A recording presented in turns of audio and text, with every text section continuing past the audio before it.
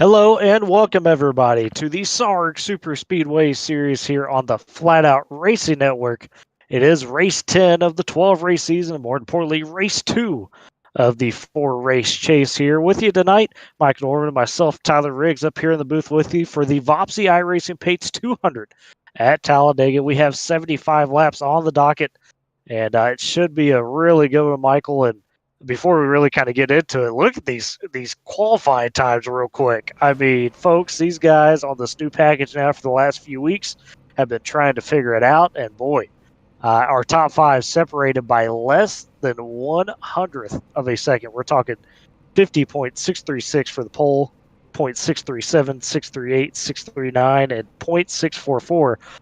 Michael, I mean, that mirrors what we've seen on the track the last couple of weeks, where it has been everybody for themselves. Absolutely. It's been incredible just how fast these cars go and just how close it is. These drivers have really nailed down the correct line they need to get for their one lap of qualifying. So it's interesting to see just how fast they are in single cars, but just what the strategy is going to be for the actual race when we get started. Alex Fox takes the pole position today, and that's very, out of all the favorites we've seen for pole positions in qualifying, Alex Fox really jumped up there tonight. Yeah, it was some last season, Michael, when they were in the trucks. We saw him take a good share of poles this season. It's his first one finally, so he kind of throws the mic off back. Obviously, hasn't raced a full season in this Cup car, but for this season, but still, when he's been on the track, he's been fast.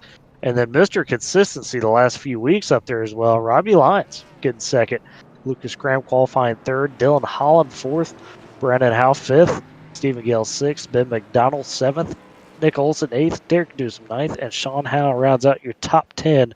You see the rest of them there as they get rolling here on the grid. Got 27 cars on the grid tonight, pretty consistent for what we've seen throughout the season, usually in that 25 plus range.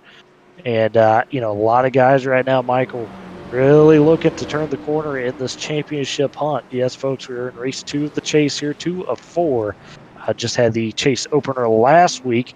If you did not see it, it was Robbie Lyons taking his second win of the season, becoming the second driver to join Nick Olson as the only multi-time winners this season. And for Lyons, this is now 2 wins in 3 races, Michael, and then that one he lost. He got passed on the last lap by a very good move from Brady Floyd and Derek Newsom that got Floyd the win. So with that in mind, Lyons, points-wise, has jumped up now to third in points and still sitting 22 points back of points leader Lucas Graham. You got Brandon Howe as well sitting in second. And then Kyle Major and Gavin Jones right out the top 5 points, all within about 27 or better of Lucas Graham. But Michael, with the way Robbie Lyons has been rolling the last few weeks, do you think he's kind of your favorite here tonight as we get ready to get going? Well, he's definitely got the right strategy figured out in terms of, being up there when it counts. And with him qualifying second, he's looking to try to get out front as much as he possibly can. So that way, when we do go to get to the checker flag, he has a spot or a chance to actually win the race again, and that would be something very interesting. We saw him win before, and that was an incredible race. If he can win again, that'll definitely be something to watch out for as the playoffs progress. But these guys still have to keep an eye out. Lucas Graham, they really gotta hope that Lucas has a bad day or two, because just being 20 points out right now, it's still a large points gap for these drivers to try to catch him. Absolutely, Michael, as you see him rolling here, getting ready to go, getting to that restart zone on the long straightaway here at Talladega. 4th race of the season at Talladega. Green flag is in the air for the Voppzy iRacing Pates 200 here at Talladega. 75 laps, as mentioned. Caution for the stage will come about completion of lap 35. Fuel window, as usual, runs about anywhere from 20 to 25 laps. So as long as you stay green during this first stage, you guarantee you will see some green flag pit stops. And Alex Fox immediately in that 29, controlling that bottom lane. And as we've seen with this newer package, Michael, once they really start get going, it's really the outside lane that's kind of been dominant at these tracks. Daytona was kind of a unique situation last week in the 08 Legacy layout. See how Talladega plays out with that higher line and see if it's still kind of the dominant group. Well, I mean, it very well could be the dominant group. And you talked about last week Daytona. Oh wait, that was a very odd race because that with it being as bumpy a track as it was, the outside lane was the lane to be in to make sure that you didn't wear out your tires so much. As you see them going 3, almost 4 wide here on the straightaway.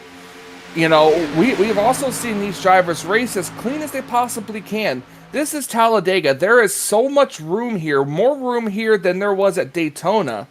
So there's more room for them to be able to maneuver their cars and to try not to hit each other. But you also got to watch out for, you know, temperatures, for how much and how long you want to push somebody before you have to kind of back out to get some air to that nose.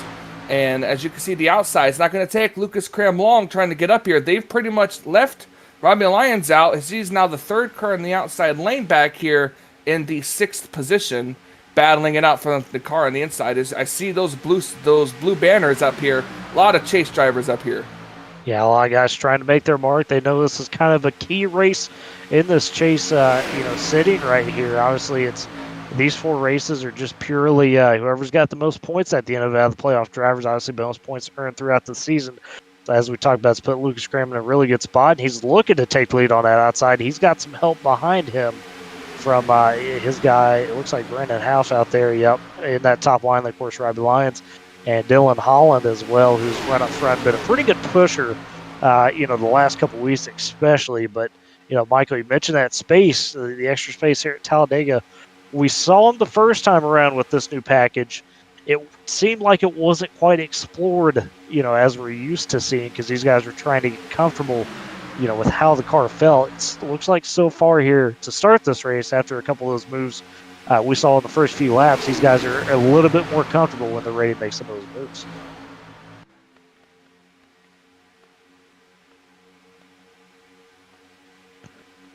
Working lap 4 here, getting ready to come to lap 5. I should probably say that again this time. You might be able to hear me this time. A little technical difficulty on my end, but we're all right. But yeah, there's more room here. It's not as bumpy, so these cars are more stable in a way when they get there. Let's look at the 2-car breakaway up here at the front real quick, and as you see them pulling up to the high lane. I would stay in the high lane if I could. If I was that lead car, I would run the high lane no matter what. If there's a car behind me, the car cuts low, run the high lane. If you got enough cars, if you get enough cars behind you, the outside lane eventually will get the run off the corner.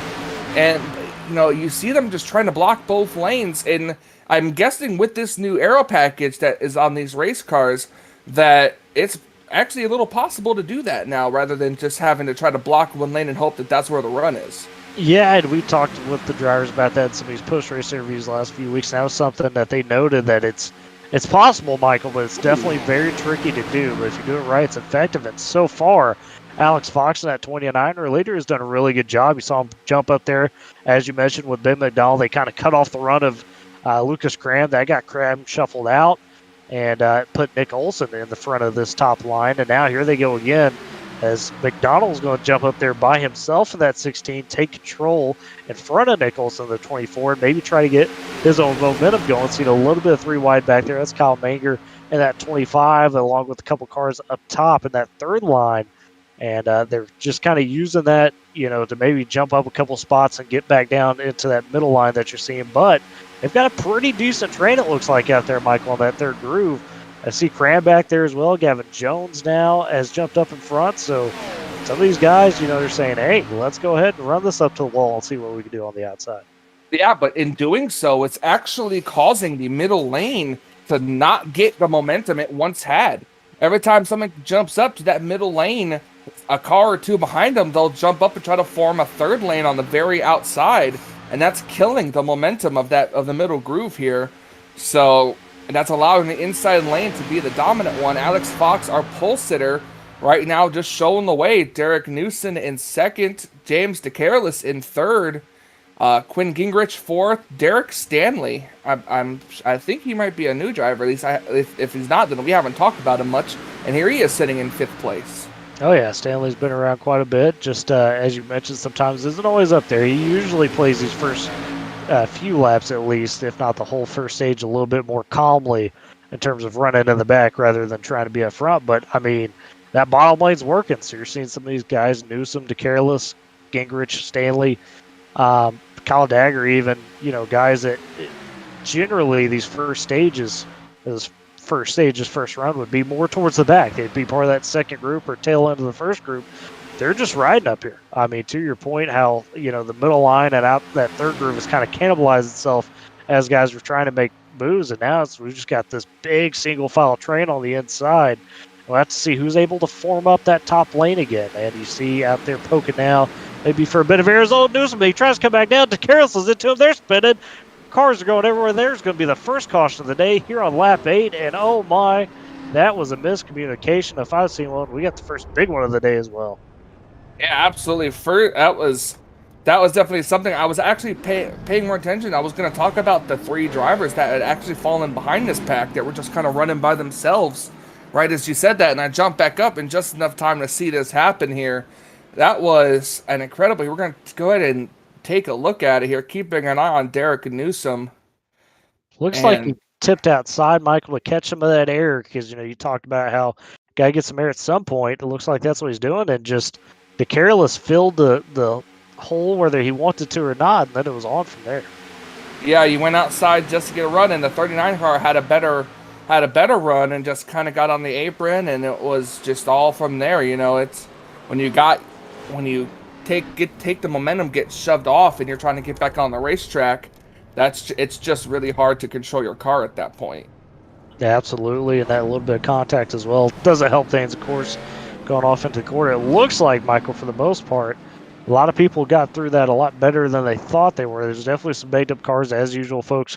Always remember, these guys do get that one faster pair to work with, so you'll probably see at least a couple drivers use that, but I didn't quite see anybody necessarily get engine blowing damage and see anybody flipped over there. So for the most part, Michael, I think, based off where that accident happened, a lot of guys came through pretty unscathed for what they thought was going to happen. Absolutely. So we're going to go ahead and take a look back at live racing. Cars coming down pit road now. This will be an interesting window here, folks. As mentioned, that you'll run generally about 20 to 25 laps. It seems like these Cup cars offer a decent little window, at least, a little bit more than what we were accustomed to with the trucks in the previous season. So the previous season with the trucks, it was a lot tighter in the sense that, I mean, there was not much give after that 20 laps. You're pretty much coming down, whereas these Cup cars, we've seen guys, Mike will be able to stretch a little bit better. So after that first big incident, some guys are a little down on power, potentially trying to save that fast repair.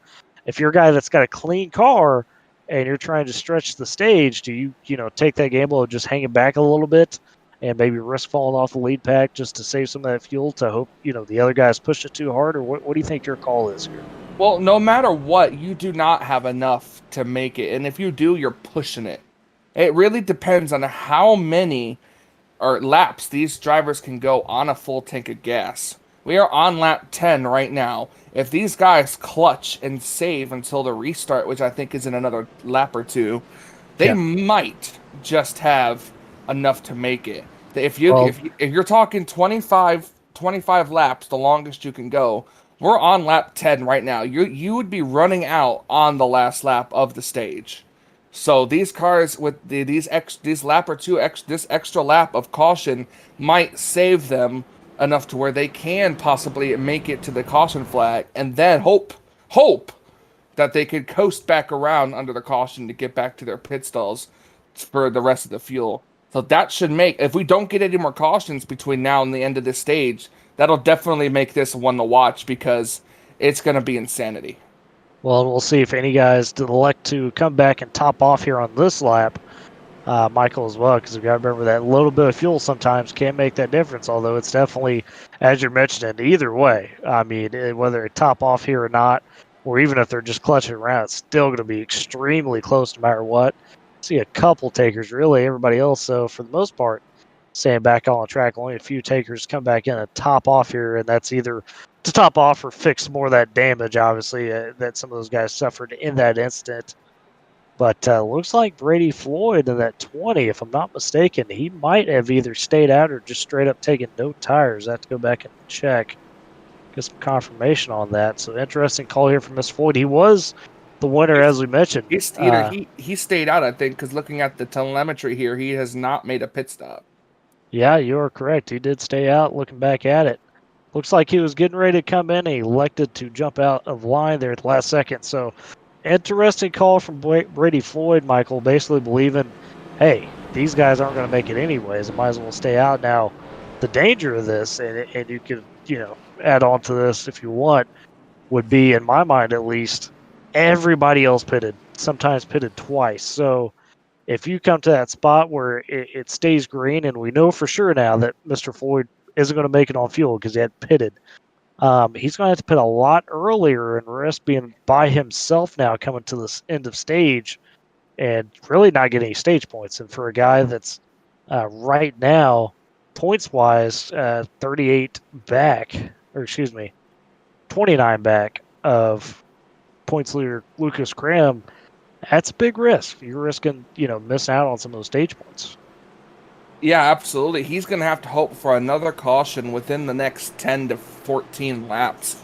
That's what's going to be his downfall right now. These caution laps are helping, but he's going to need another one if he wants to get back to having enough fuel to make it to the end of this stage. Otherwise, this is going to be all for naught.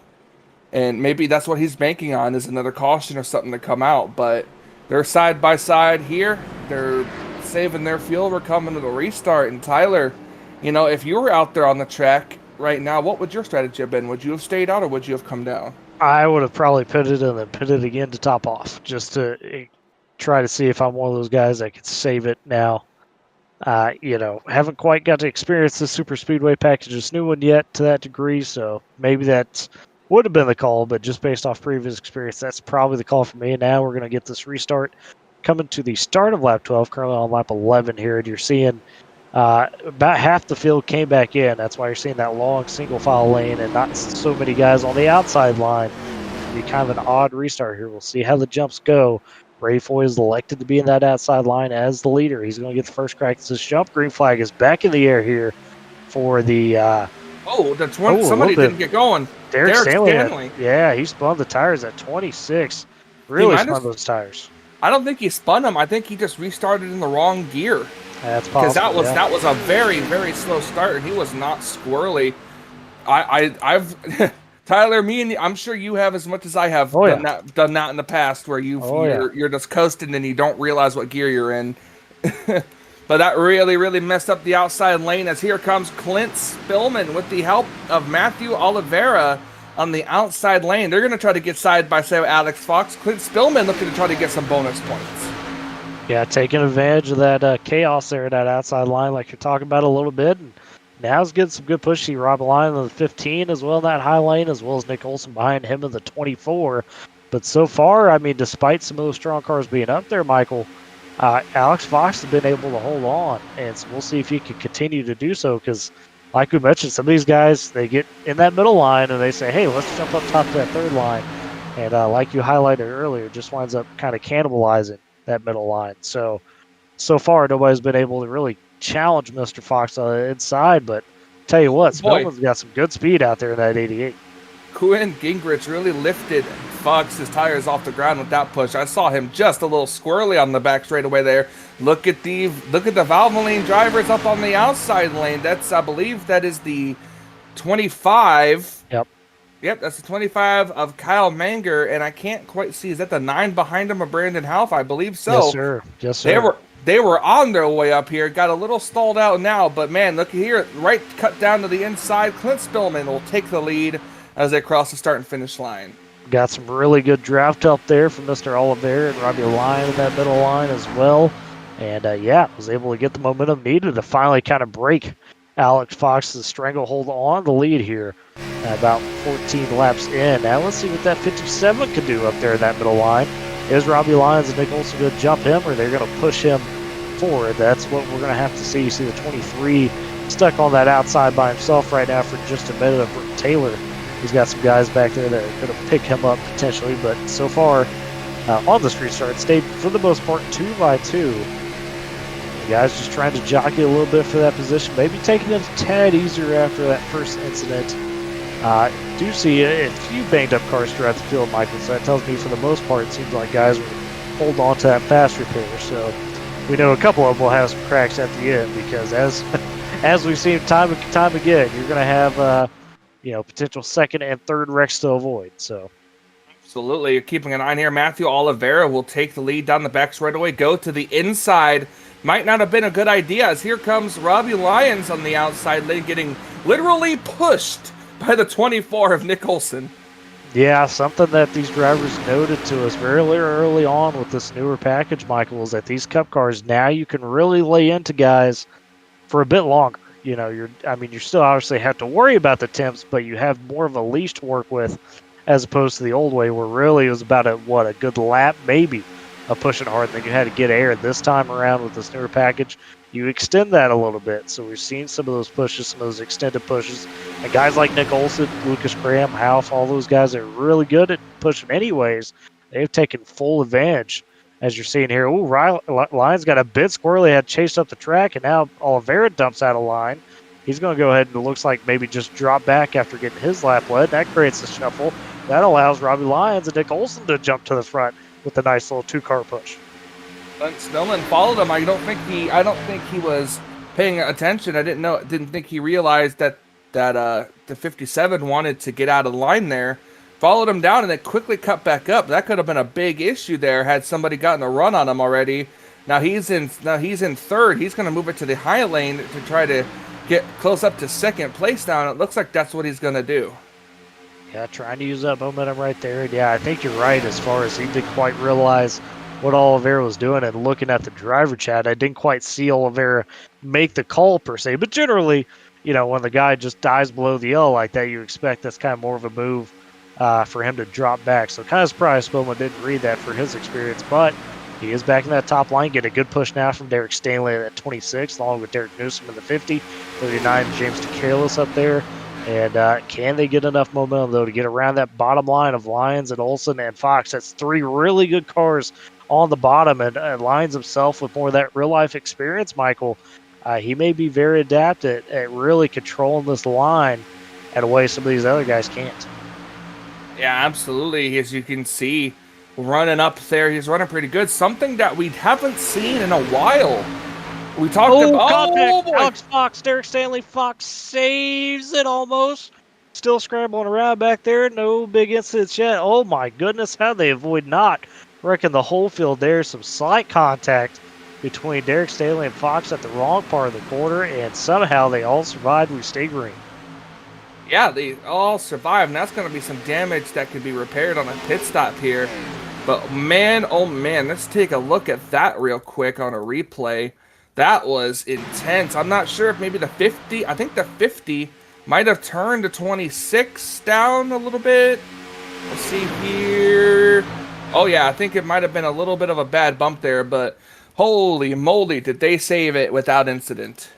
Yeah, that was crazy. We have seen less go for bigger wrecks than that.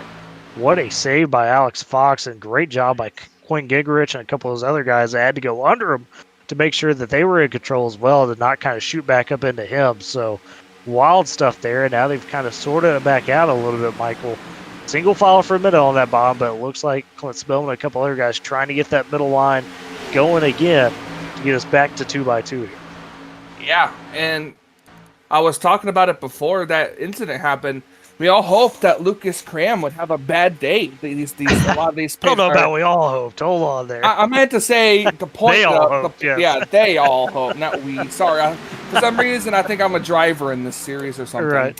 They all hoped for a bad day out of Lucas Cram, and he was as far back as 16th place. But when that happened, he was able to jump up to 9th, and that's not a good thing for a lot of these playoff drivers. And you know what? If there were, what's it called? Fantasy for this, Lucas Cram would be my #1 pick when it comes to to pretty much every race here, because this guy really knows how to get up front and how to stay up front. Oh yeah, there's no doubt. He'd, without a doubt, probably be a lot of people's picks, to your point, to be kind of the guy each week that he's available to be used, depending on what type of fantasy format you're using. But a guy it's proven a lot with this newer package that I think, has been doing a lot that's kind of creeping up there. Robbie Lyons, 15 in the lead again. Mentioned, he won the first race on kind of that newer package, won his first race of the season. No, excuse me, before the new package came into place. The last race with the old package there at Daytona. Then they come out with the new package at Talladega, and he was in control in that race, Michael, for a really good chunk of it. But it was Brady Floyd that made the move at the end to get it done. And then last week, Lyons again with another top-tier performance at Daytona 08. And right now, he has been kind of one of those guys that seems like he's consistently up there controlling either a top line or the bottom line, and he looks comfortable out there. Yeah. Excuse me. Yeah, he looks comfortable out there for the most part. This is a spot where he has to be. He has to try to gain as much maximum points as he possibly can. But coming back to the back of the field here, going to talk about Brady Floyd. It is getting close to that crunch time there, Tyler. So we're going to keep an eye on him to see when he's going to be forced to come down pit road for not having a lot of fuel. Well, he's in a spot right now, just tail end of this first pack here, right at the tail end of 25th, Michael. And, to that point, he's hoping. He's really hoping there's some sort of caution, because you do not want to be the guy that is the lone, pit stopper, if you will, under a cycle of green flag stops here at one of these super speedways, because he could pretty much at that point kiss any chance of stage points goodbye, obviously. And I'm sure he'll try to play it down a little bit to the wire. But yeah, you're right. We're sitting at lap 23, did pit under that caution. Obviously, with the caution laps, probably gave him a little bit extra life, but you're looking at maybe to about lap 27 or so before he, can really stretch it. So we know he's going to have to pit. He is really hoping for that caution, and it seems like position himself in a spot where if there is that wreck, he can avoid it pretty easy sitting at the back of the lead car. Yeah. Oh, speaking of, there goes Nick Olson around. Derek Newsom as well. Turn right coming off turn 4. Caution's out. Stephen Gale is doing barrel rolls coming off turn 4. And there's the break just as we were talking about it for Mr. Brady Floyd. Oh, yeah. Stephen Gale finishes that one very, very roughly. He's going to have to burn fast to repair his second big one here of the race so far on lap 23. And my goodness. Yeah. 23. It's getting close. We're roughly in 10 laps. We're approaching 10 laps to go in the stage, and well, now we're not going to have to really worry much about fuel mileage in terms of the stage, as everyone should come down for fuel. And if I'm Clint Spillman as a race leader, I think I'd come down and put just enough fuel to get me to the end of the stage, because I know that when I pit again under the stage caution, it won't take me that long to get back up to the front. Yeah, no doubt. Michael, going back and looking at this wreck a little early, it looks like it was just a bit of a bad bump, or a wrong part of the bumper, if you will, for Newsom to Olson. I don't think it was intentional, obviously, by Newsom. It just was one of those deals where Olson was up a little bit off the lane, and Newsom found himself just under him, and that was enough to get Olson turned around. Then Stephen Gale in that 52 took a wild ride in this incident, got launched in the air, and then started barrel rolling pretty hard down the straightaway. Absolutely. We're gonna look at it again here, coming right at you. And then here going through, you'll see the wreck happen in front of the 52. They right about there. You see him come up the track, and just Stephen Gale just had nowhere to go. He was literally just sandwiched into it. Yeah, that's the worst spot to be. Like I said, because of the sandwich, got launched into the air and just took a good number of barrel rolls, and finally lands. And Quinn Gingrich gets a good piece of it after it looked like he had it avoided for the most part. A ride on board with Brady Floyd in the 20. We talked about him getting ready to come down pit road for not having enough fuel. You see him right in the back. The wreck happens. He's on the brake start course. Sees the cars flipping in front of him. Ducks it. Straight down to. Oh no! Actually, he just stops. He really just comes to almost a complete stop. Waits for the track to be clear and just drives straight on through. Yeah, and had himself well positioned for that. He mentioned he was right at the back end of the lead lap and was playing it very coyly. And sure enough, it paid off because he was either going to, not necessarily have to say to anybody, hey, I'm pitting, and just freely come down, or if the wreck happened, which it did, he had plenty of time, as you see in the replay, to get his car under control and avoid any threats potentially ahead of him as that all unfolded. Oh, we got a new leader. Kyle Menger came off pit road ahead of Clint Spillman. We're going to go ahead and step aside, take a quick commercial break, and be right back with the finish of stage number 1 here at Talladega. Welcome, race fans. This is Paul Page, the voice of IndyCars. And today we're excited to present another IndyCar event brought to you by the Dark Horse IndyCar Series. From the Unzers to Mears, Foyt, and Andretti, now it's Corley, Peterson, Davies, Gardner, and Team. You can expect high speeds, incredible wheel-to-wheel action, and intense drama that you could only get in an IndyCar. So sit back and enjoy your favorite drivers from all over the world take the track. Dark Horse IndyCar drivers, start your engine.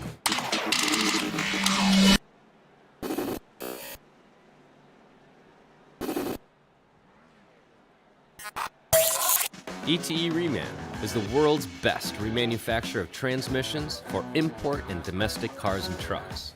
Based in Milwaukee, Wisconsin, our customers are repair shops, auto parts stores, dealerships, and distributors. And with 6 nationwide warehouses, we're where and when you need us. So when you're looking for a transmission that is like new, only better, instill confidence and install ETE Reman.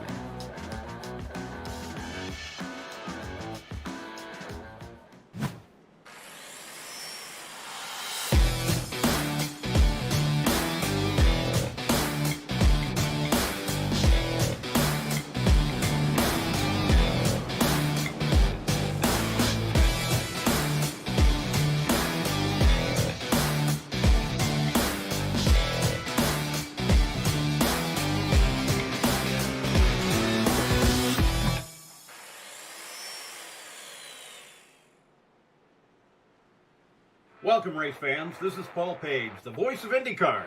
And today we're excited to present another IndyCar event brought to you by the Dark Horse IndyCar Series. From the Unzers to Mears, Foyt, and Andretti, now it's Corley, Peterson, Davies, Gardner, and Team. You can expect high speeds, incredible wheel-to-wheel action, and intense drama that you could only get in an IndyCar. So sit back and enjoy your favorite drivers from all over the world take the track. Dark Horse IndyCar drivers, start your engine.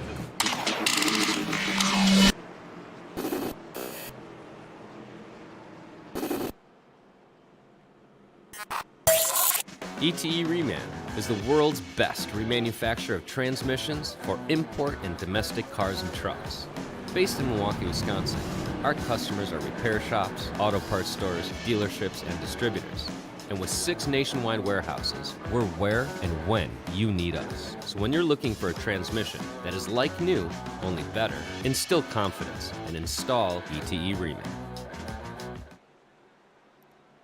And welcome back to the SARG Superspeedway series here on the Flatout Racing Network. Race 2 of the chase here, 2 of 4, race 10 on the season. Working our second caution of the day, coming off of it here at Kurt on lap 23. As the pace car is off, it's Kyle Menger, as Mr. Michael mentioned before break there, that he had taken the lead off pit road from Clint Spillman. Spillman on that outside line.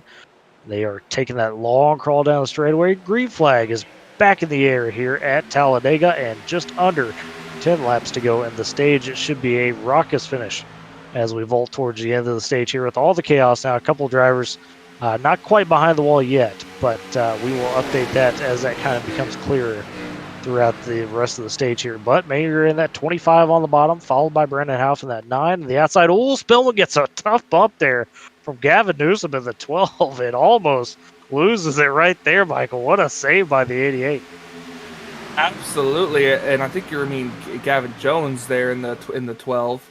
But I think he said Gavin Newsom.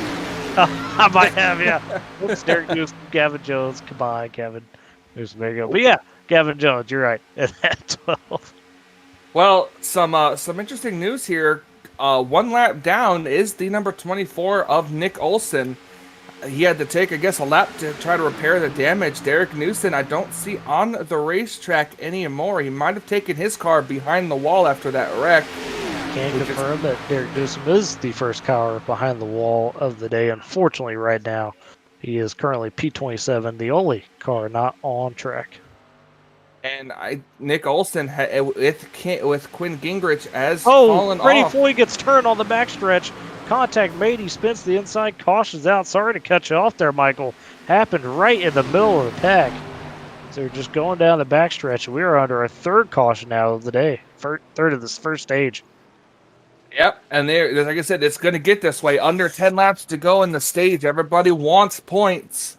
And unfortunately, just a bad bump. And I believe it's what's going to turn Brady Floyd around on the back straightaway. Going to keep an eye on it here.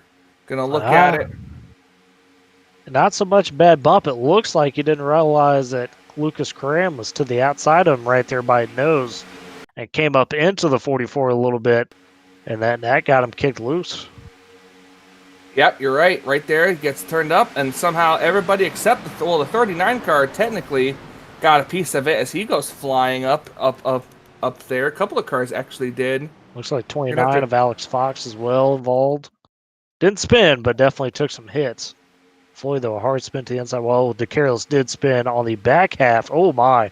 DeCarlos took a ride after the contact and took a violent crash himself. Yeah, the 29 car actually did get a bad piece of it. Ruined the whole front end of his race car.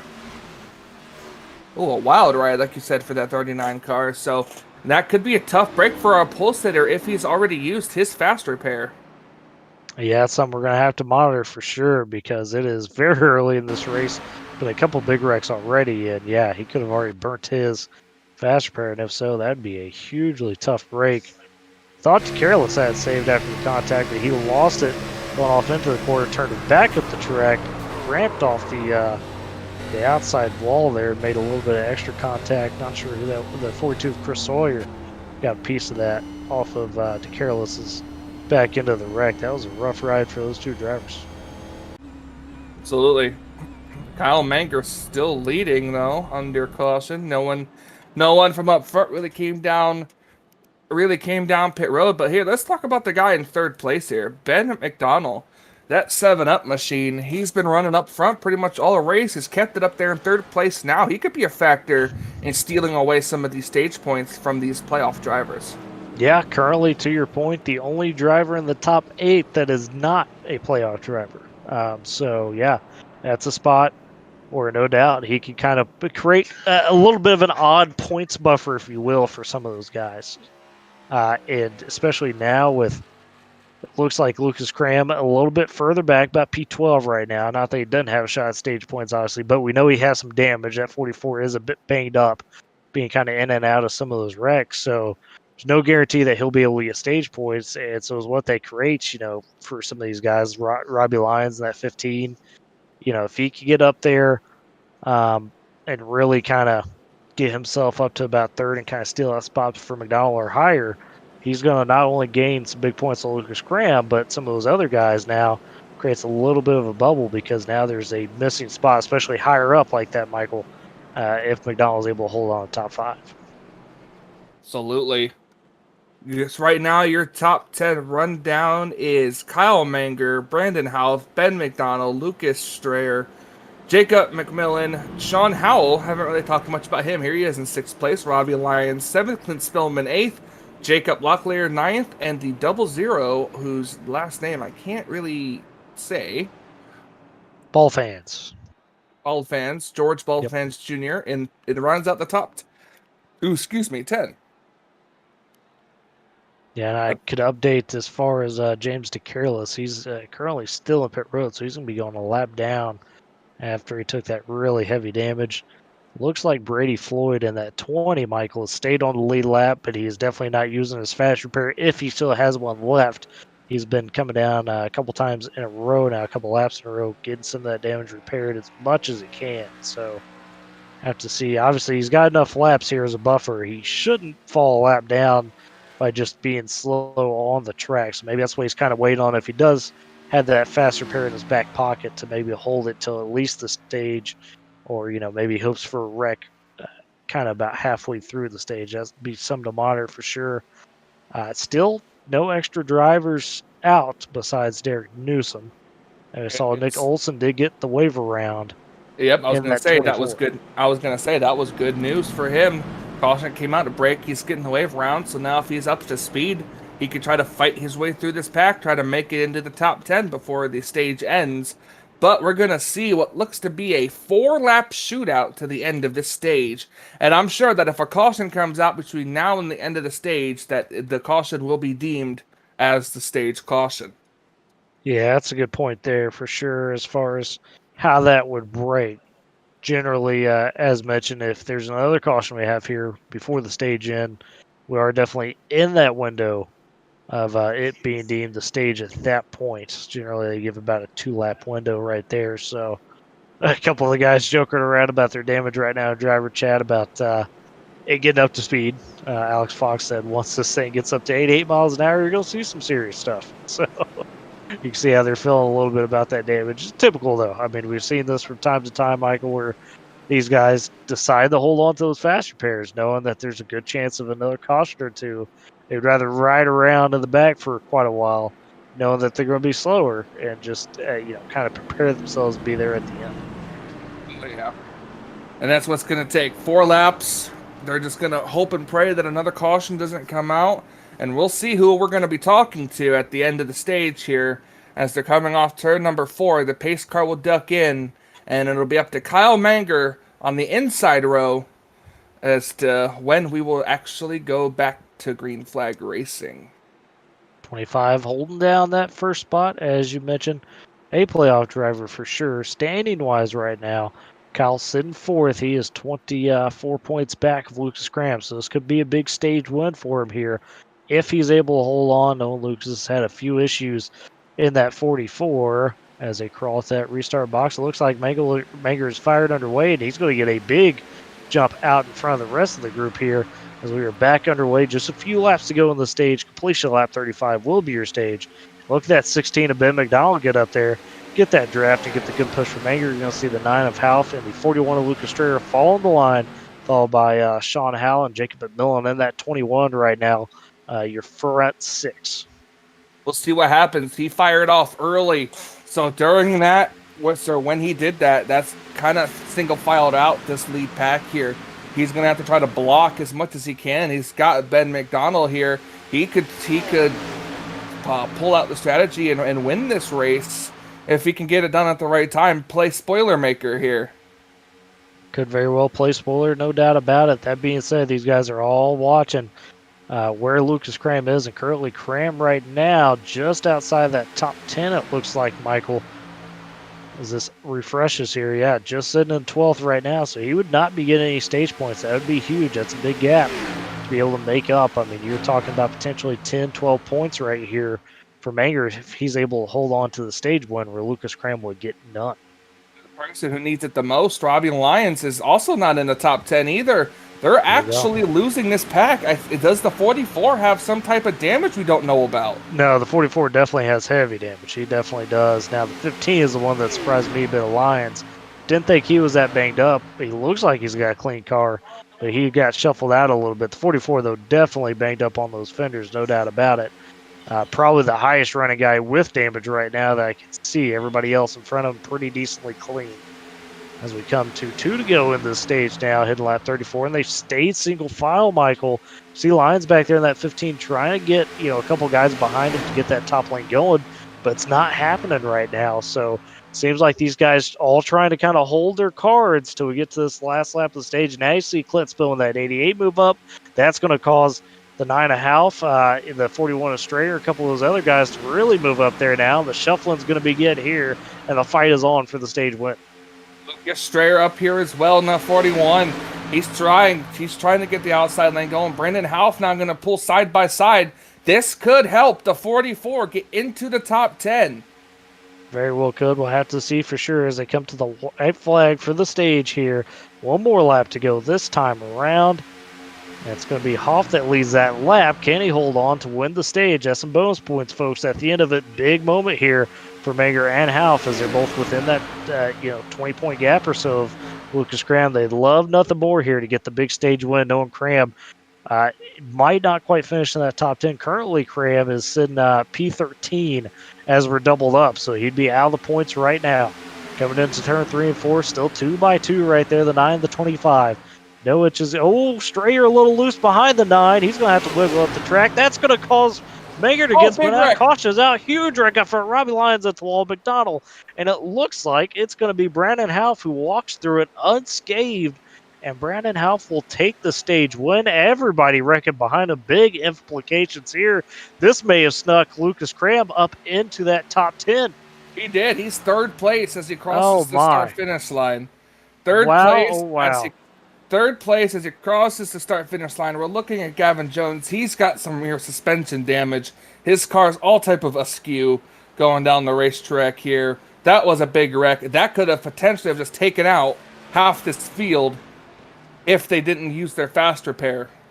Yeah, you got a question how many guys had one left at this point. I mean, some of them may have already used it. So it looks like unofficially here, your top 10 for the stage goes Brandon Houff, Lucas Strayer, Lucas Cram third, as you mentioned, Clint Spillman fourth, George Ballfanch Jr., that 00 fifth, Sean Howell, the 38-6, Stephen Gale seventh, Jacob McMillan eighth, Jacob Locklear in the 84 ninth, and Matthew Oliveira in 10th.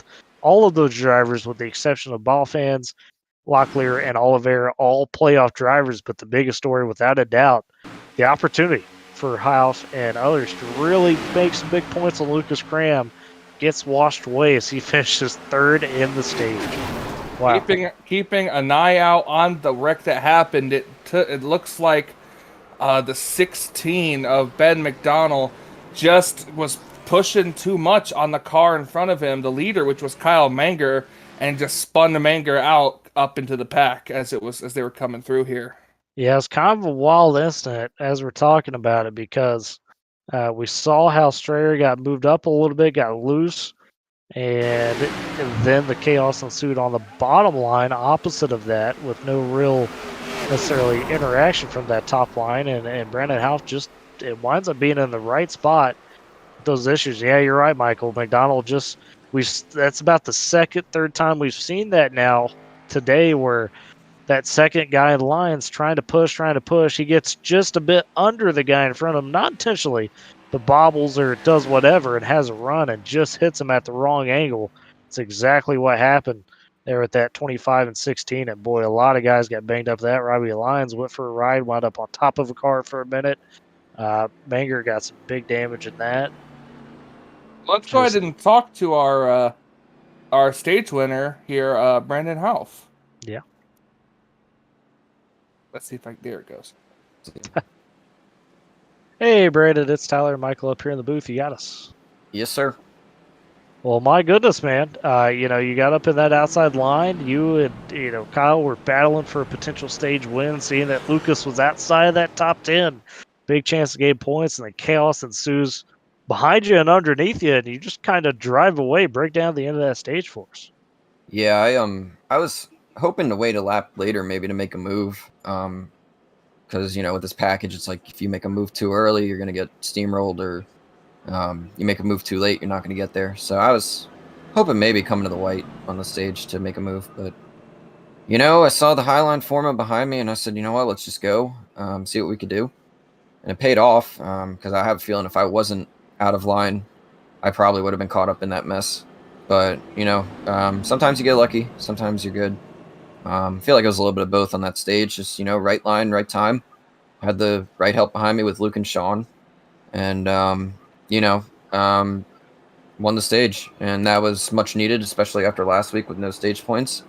So, I'm going to try to hopefully, even though I'm going to top off here and probably go to the back, hopefully going to end up front again. Would like to, score one spot better than last week. Talk to us about the drafting package out there. Last week we saw how it was on a very, very bumpy and old racing surface. How is it here at Talladega? It's different. because, you know, obviously with the bumps and, you know, with the way the package works, you can't make moves as easily. That's why we saw more single file racing than we did, that we have today. But, you know, I feel like for the most part, it hasn't been any different for me. I've been able to make moves. I've been able to, you know, get by people when I've needed to, because I dropped the back at the beginning, and I was able to drive, you know, all the way up to where I, you know, finished in the stage. So, you know, it's different, but for me, as long as you work it right, it's more realistic, obviously, but I feel like it's more fun.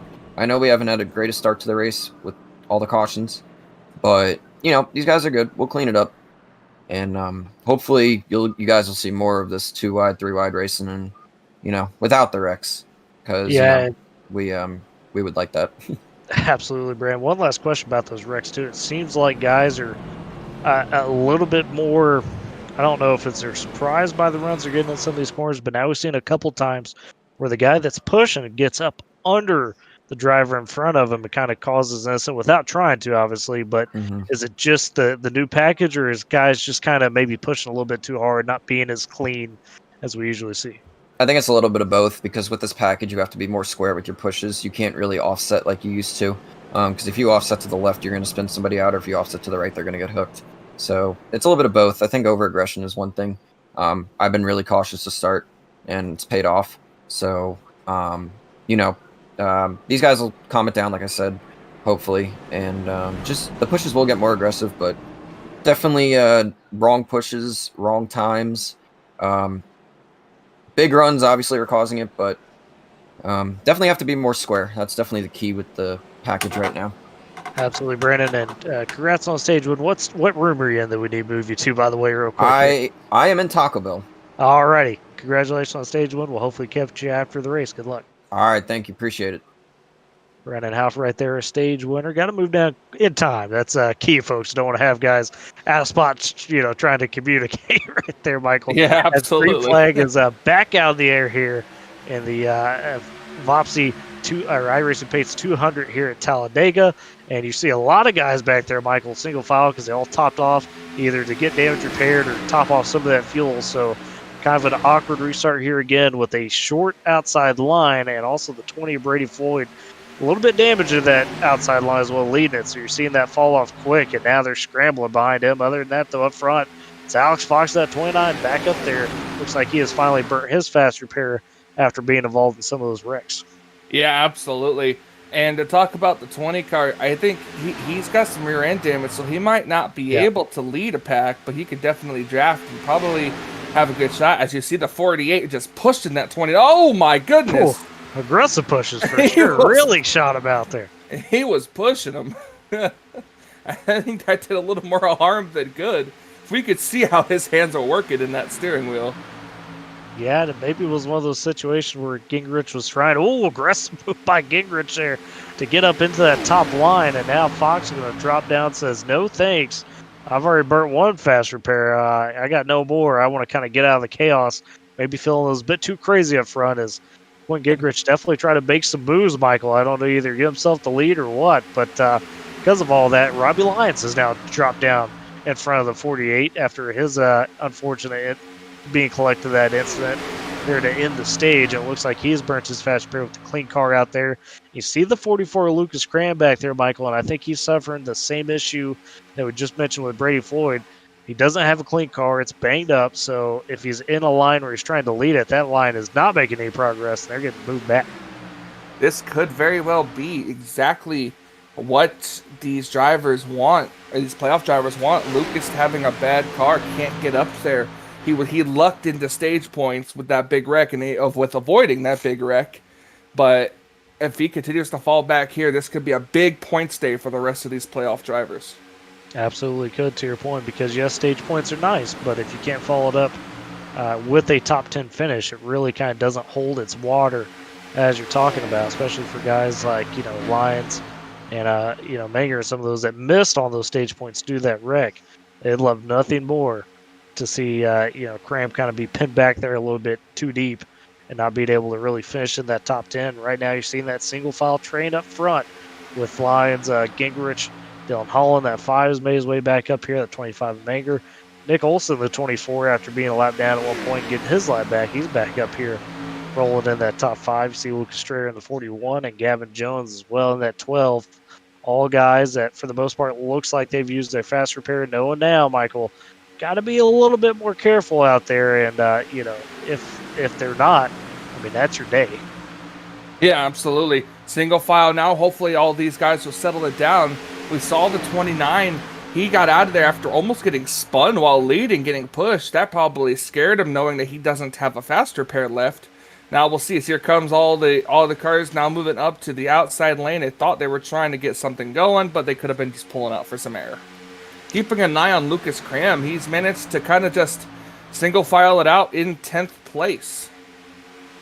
Yeah, he has, and he would very much take that. If, we're not sure on his fast repair situation. We know right now he's got a banged up car. We're not sure if he still has that fast repair in his back pocket or not.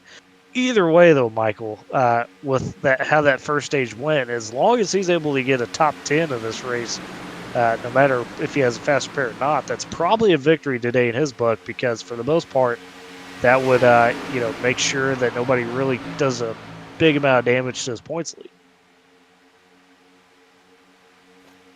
Absolutely. As you see these cars snaking down the front straightaway here, Dylan Holland was looking to make a move to the inside of Quinn Gingrich, but he put the block on. Now he is going to try to go to the outside, and it looks like just enough to slide back in there. His teammate, I think, might have cut him a little slack.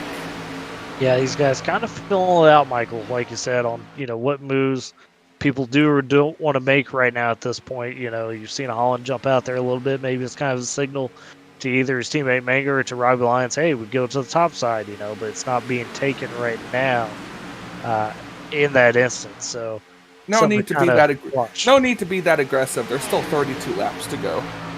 32 laps, and we know we'll have obviously a green flag pit stop in the stage as long as they stay green. Fuel run still about that 20 lap mark, so the stage being about 35, that splits it pretty well. Between 35 and 75 pit, somewhere around lap 55 as well, lap 45. So that will be something to watch. But other than that, these guys keeping it calm now a little bit. See Matthew Oliveira in that 57. Heavy damage, probably one of those guys that has already burnt his fast repair and now has suffered being in multiple incidents. So that's why I see him up top and slow by himself. Definitely some heavy damage on 57. A guy who was running up in the top 10 at one point, Michael, in top 5. So unfortunate to see that. As far as cars on track still, we are at 25 cars on track. Oliveira now going a lap down. As you saw, he's 25th.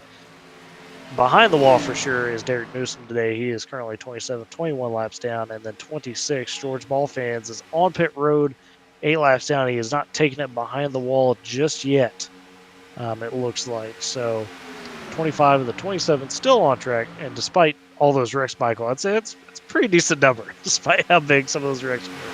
Yeah, absolutely. But there to be that many cars on track with the 2 or 3 big ones we've had is astonishing to say the least. But it's just the determination. You don't want to use your fast repair too early, so you're just kind of forced to ride it out. With the damage that you have, and just hope that by the halfway point you're able to get up, use that fast repair, and then just battle it out towards the end there, where anything goes pretty much.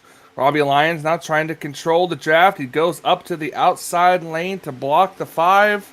He got a couple of cars out there now, including at the 24 of Nick Olson, who not too long ago was 1 lap down. Yeah, follows way back really well and trying to, it looks like, work with that 5 and 25 to make some spots up, as they basically jumped in that top lane, Michael, to get up and around that 48 of Quinn Gingrich and shuffle him back to about 5th in the line. So now they jump in behind Robbie Lyons in that 15 and have settled in now again on that bottom line. Will they use a similar move on Lyons to get up to the lead? I mean, you kind of take it in stages, right? You can't do it all at once. So they got around 1 car, and now they're going to maybe try to get around Lyons. Is that something you expect to see, or do you feel like they're comfortable now to just ride a little bit? Should be comfortable to ride. You don't want to do too much too early and accidentally cause a wreck or get involved in a wreck. So, and especially with pit stops coming up probably within the next 10 laps, you don't want to risk anything too early. So I would be content to just kind of ride around where I'm at right now if I was out there just until after the pit stops. Fair enough. As you're seeing a little bit of a break now between the groups here. You got the first 6 up there of Lyons, Holland, Manger, Olson, Gingrich, and Strayer.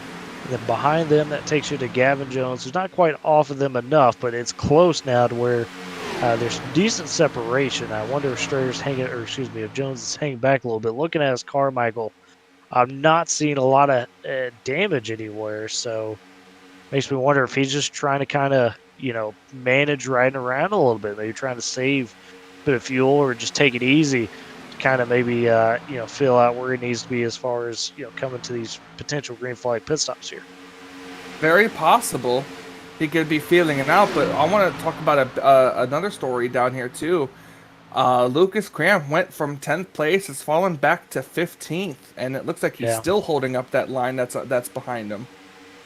Yeah, definitely has that damage to do so. I mean, that's kind of the tough part. Even if you're a respected and fast driver as Cram is, if your car's really banged up, it doesn't matter who you are. That people aren't going to work with you, or at least not up front. The guys behind Cram right now, the 20 of Floyd, the 52 of Gale, McDonald have all been a part of incidents and have damage. It looks like significant damage that kind of matches what Lucas has. So that's that separation.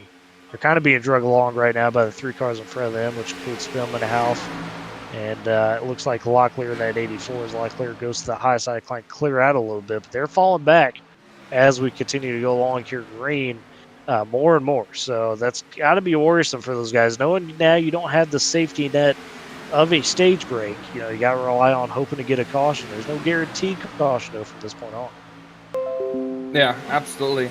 No guaranteed caution, and you're just running along praying that more people wreck so you get the more positions that are in front of you, and hoping that you don't get involved.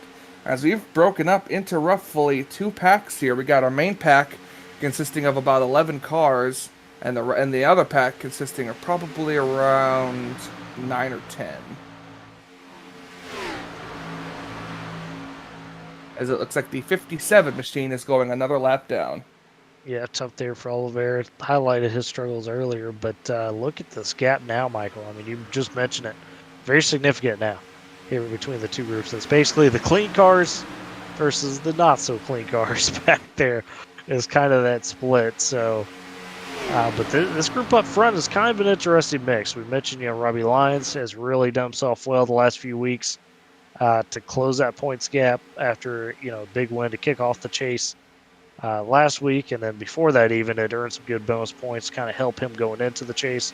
Dylan Holland, a guy who's not in the playoffs, Michael, but as we've seen over the course of the season, has played benefactor to some of those grit teammates of his, being an excellent pusher, putting guys in the right spots. Kyle Manger, very much in this title contention in that 25. Missed out on that big stage win. Nick Olson, we highlighted his rebound. Quinn Gingrich, another driver, not in the playoffs, but searching for maybe some glory of his own, and is certainly capable of it. We've seen that before. You got Luke Stray in that 41, Gavin Jones at 12, a couple more playoff drivers as well. And then a host of guys that, we haven't talked about as much this season. Derek Stanley in 8th right now. Kyle Dagger in 9th in that 2. James DeCarlos has rebounded from his various wrecks, and finally it looks like he popped his fast Barry sitting in 10th, and Sean Howell, their playoff driver, just holding on to the end of this pack. So it seems like a pack, full of guys that pretty much have nothing to lose. They're all trying to make up either points or just trying to get a big win on the season. If this continues green, Michael, when we get through these pit stops and they're together, do you expect us to get pretty crazy between this group? Do you expect it's going to be a little bit more of a measured approach to the final few laps? Oh yeah, it's going to be crazy. After the pit stops, all bets are off. We have 23 laps to go. We're going to be within 20. Once these drivers are able to get through the pit stops and to see where they cycle around at, it's going to get pretty intense. Absolutely. Here, as mentioned, this is the 4th time this season at Talladega, 2nd time in more of the more prime daytime sitting, if you will. First on the new package, though, I believe. Let me double check that here before I get to speaking out of line, Michael. No, that's right. Floyd won the first race on the new package. Wasn't comfortable with it, but that was in more the later evening, if you will. So it's a little bit different here. And what do you make of Mr. House comments after a stage win about for him? Things still feel pretty similar to what he experienced. Last week at Daytona 8, despite the bumpiness, as far as the package itself goes, feels like things are pretty similar. What do you make of that? Well, it's really hard to tell, but despite the bumpiness and how it feels to be a single file pack, these drivers are just smart. They know that they don't need to be racing pretty bad, pretty intense, especially with the pit stop going, and with him and his comments and everything about how it feels similar, and I'm sure it will. He said the only thing different is there's no bumps, so it's kind of hard to tell. Having not been out here to test that, as these drivers are coming up on, I think that's the 29, our pole sitter of Alex Fox. I wonder if he's made an unscheduled pit stop, as he's going to get out of the way for these race car drivers. But, I guess if it feels similar to him, he had a good run before, so perhaps he's just enjoying it. I'm sure this package feels different to each and every one of these drivers out here, so interesting to hear his opinion on it. But I'm assuming he likes it, so at least he wasn't complaining about it. Yeah, I haven't really known House yet to complain about a package, because usually he's pretty fast and anything jumps in. So to that point, but yeah, I have to go back on Alex Fox here. He's got some damage, Michael, still. So tells us he's either had tried to hold on to that fast repair and it didn't work, or he's already burnt it and that damage has really caused him to lag behind. Looking back the last few laps here, I think he might be right as far as the pit stop goes, because he was on the tail end of the. I'm gonna have to find that. He was a lap down already. Alex Fox is 1 lap down. Chris Sawyer is 1. Matthew Oliveira is 2, and the 00 is 4:15. Yeah, looks like, Michael, that Fox just had enough damage to where early on in that restart, he got shuffled to the back and then fell out of the draft. So doesn't look like he ever made a pit stop after that stage break. So that kind of shows you right there, as we talked about, we were trying to figure out, it's always tough to tell who has or who hasn't burnt that fast repair. It looks like for Mr. Fox, he's one of those unfortunate few that had to burn it early and then got re-involved in the wreck. So tough break for the pole sitter for sure. Definitely a guy that generally puts himself in a spot to win at the end, just not meant to be today. But back up front here, lap 57, coming off 58, Michael. We talked about 20 lap gap. We're reaching over that now, getting pretty close to lap 60. I can't imagine these guys could stretch it much longer, maybe a couple more laps at most. And, if you're in this lead pack, do you try to ensure that, hey, I'm going to make sure I pit with as many cars as possible? Are you reactionary in that sense, or are you going to kind of set a hard lap and say, if guys pit with me at this lap, great. If not, oh well. I think a lot of these drivers up front, with the driver communications, I'm sure they're trying to talk between one another, trying to feel and figure out when cars are going to end up hitting down pit road. You figured that everybody in this front pack would come in at the same time if they want to try to stay with each other and try to see where it cycles out. But my question to you, Tyler, is what do you do? Full tank of gas, or do you tank tires or no tires? Man, that's a full tank of gas wise, probably taking the full tank. Now, generally with that, you're at least able to take 2 tires. So, if not all the way 4, but I think, full tank, maybe 2 tires might be the call, to be quite honest, to kind of ensure that at least you're going to have some grip coming out of pit lane. And, but you're going to have plenty of fuel to make sure you get to the end. Here in that Sean Howell's pitting this time, a couple of these lead pack guys. So let's see how they come around this time. In a little bit of breakup. I don't know if everybody's coming in. Oh, here we go. Here they come. It looks 48, like, I think, got a little loose. Yeah. Everybody's coming in this lead pack as they spray out right here. I'll tell you one thing. Dylan Holland was able to get in front of them 15. Yeah. We'll see if that's going to play a factor here. As you see a lot of these cars come down through a lot of pit boxes here, just trying to get into his. I don't think there's a rule against driving through pit boxes. So Robbie Lyons just is able to drive through pretty much all of them just to get to his, and it doesn't look like he's taking any tires.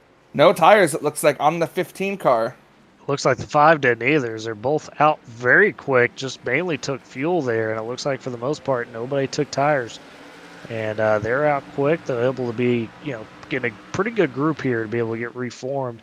I do want to note, too, that backpack that we were talking about, guys like, Gale, Hoff, and some of those guys made the pit stop the lap before this front pack. So yeah, I was just got noticing that. I was wondering why they weren't getting passed. I guess that makes sense now. Brandon Hoff and Lucas Cram, they're gonna get around the 2 of Kyle Dagger. So we'll see what happens here. This front pack is really, they're gonna start to pull away again if they can get single file like they are now. I don't think that the 88, the 9, and the 44 will be able to catch them. Yeah, I will say, though, it looks like for the most part, though, Michael, they did close the gap a bit. I think you're right in the sense that it's not going to be enough to quite get them back up front, because that group has reformed back up front. So if they could get up there and connect with, looks like Quinn Gingrich and Derek Stanley, that might give them enough cars to make a run at it here. I mean, it's going to be tough still, especially knowing that 44 really can't push super hard. But, 5 cars is a decent amount to try to work back. So we'll see how it plays out. They're hoping that front group starts mixing it up a bit more finally now that we're past those pit stops. 5 cars versus 7 cars. We'll see. I don't think Robbie Lyons will definitely be content in running second place for very long, considering that he had the lead prior to pit stops, but he took it a little too easy coming on the pit road. We've got 5 cars versus 7 cars, so we'll definitely see if these 7 cars will start to pull away. You see some of these cars moving up to the outside lane there, trying to get the air to the front noses here, and we'll see just how long it takes for these drivers to see if they'll pull away. And it looks like they are slowly pulling away from Derek Stanley as they gained almost 2/10 that lap. Yeah, staying single file, it's a numbers game at this point, right? Like I said, 7 versus 5, 7's going to win that battle for the most part, unless there's some heavy checkups, which is not the case. And, I wonder, Michael, if some of those guys like Lyons or maybe are saying, hey, let's stay single file. Let's make sure we really pull away from that second group. Then we can battle it out as we get down to the final few laps, because they know Lucas Cram is in that second group. So you think there's a little bit of a peace treaty going on with some of the playoff drivers up here to kind of say, okay, let's ensure Cram can't get back into this thing and kind of look out another finish, in the top 5 like you did at the end of the stage there. Yeah, there might be. It's something we don't know about up here, but it's probably going around between them. The 2 people that need it the most, Sean Howell, he missed the race last week, had to get provisional points, and here he is now running in the 7th position as Brandon Houff. It looks like he is having some issues and with that number 9 machine, and that could very well play a part for that second pack as well. Yeah, absolutely. As looks like they were shuffling up a little bit. I heard Lucas Grant kind of come over the radio and say, why are we shuffling? But I think it was, to your point, it looks like Houff having a little bit of connection issues, which is a tough break because obviously for him, he doesn't want to have to fall back and get out of line and do those things, but that's what he's having to do right now. And the good news for him is he does have that stage win to fall back on, so it would mitigate a little bit some of the damage of him maybe not finishing in the top 10 of this race, but still probably a bit frustrating for sure in that 9. Can update and say that George Ballfans Jr. and Matthew Oliveira have put it behind the wall for the race. That means we were down to 24 cars right now on track, 21 of those being on the lead lap, as you have Alex Fox, Chris Sawyer, and Brett Baldeck still on track, but 1 and 2 laps down, respectively. So pretty spread out here now as you see him work through on the outside in that lead pack now. A couple lap cars. But, these guys are staying single file, Michael. They're just riding, trying to click off these laps, it seems like. Absolutely. We have 11 laps to go. And like you said, they're just clicking them off one by one. It's going to make it interesting. Kyle Manker up here, remember, he was spun out on the caution that finished up the stage. he was spun out. I don't think he got stage points. And here he is now in third place with a shot to win. Now, Robbie Lyons is in a very tough spot here. Being second place, he's got two teammates, first in front of him and then one behind him. If he pulls out to make a move, I don't know if Kyle Manger would go with him. Yeah, that's a good point because, as we mentioned, Dylan Holland, not a playoff driver, but, would love to get a win, I'm sure. Hadn't had one yet. He's definitely been up front enough to where he can say, should be in contention at some point for one. But he's always seemed to be kind of the pusher rather than the pushee. So, what does he do, right? On top of that, if, like you said, Lyons moves out, does, Holland block that? Maybe give Manger the chance to shoot up there. How do you play that? Knowing it's a couple of your guys behind you there, and they're kind of racing for not necessarily more than you, but definitely with a little bit more stakes, at least, for a win versus a non-win, especially considering how this is broken out for Lucas Graham now, the points leader.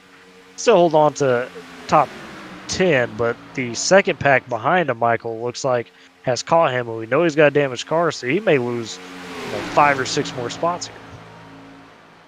Yeah, it's very possible. We have no idea what's going to happen, and with Brandon Houff having his connection issues, that's going to once again play a big part here, because that could cause a wreck that could potentially involve Lucas Graham.